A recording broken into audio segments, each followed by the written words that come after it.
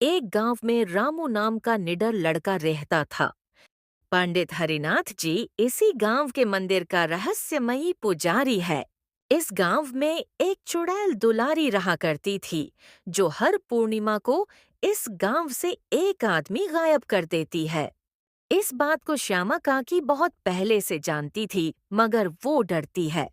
इस गांव का सरपंच खुद को बहुत ताकत वाला दिखाता है, मगर असल में वो बहुत डरपोक है। एक दिन रामू अपने खेत में घूमने गया। वो देखा कि उसके खेत के पास उसके दोस्त बिल्लू का लाश पड़ा हुआ है। आंखें सफेद, मुंह में राख था। रामू देखकर डर गया।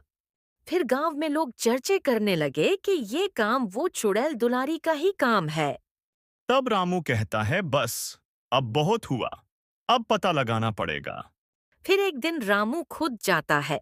देखता है कि वो घंटी खुद बज रही है और धुआं उठ रहा है। फिर रामू को वहां पंडित हरिहर नाथ दिखाई देते हैं। काले वस्तु और आंखें लाल।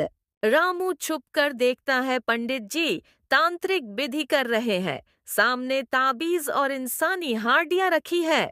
एक दिन रामू को श्यामा काकी बताती है रामू से। रामू, सुनो, ये जो पंडित हरिहरानाथ जी है ना, वो अपनी पत्नी को मारकर चुड़ैल बना दिया था। अब वो उसकी पूजा करते हैं ताकि अमर हो सके। अगली पूर्णिमा को रामू मंदिर में छुप जाता है। जैसे ही पंडित तंत्र करता है, दुलारी चुड़ैल प्रकट होती है, मगर इस बार वो पंडित को ही खा जाती है। मंदिर में आग लग जाती है और पंडित का रहस्य का जलकर राख हो जाता है।